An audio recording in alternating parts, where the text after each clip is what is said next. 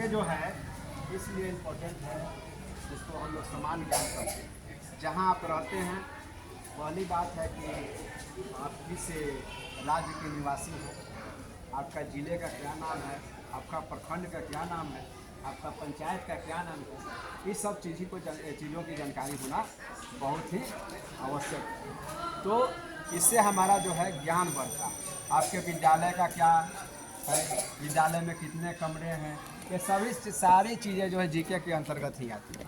और उसके बाद अपने राज्य के बारे में विशेष ज्ञान रखना, फिर पड़ोसी राज्य के बारे में जानना, फिर देश के बारे में जानना, हमारे बिहार के शिक्षा मंत्री कौन हैं। तो ये सब चीज़ समान ज्ञान जो है बहुत ही आवश्यक है। और किताब में जो बातें दी है उसको भी पढ़ना आवश्यक है। उसमें भी आपको जो है बहुत सारी चीज़ें उपलब्ध है, हिंदी के किताब में है या भूगोल की किताब में है, उस सब भी जानकारी ज़रूरी है।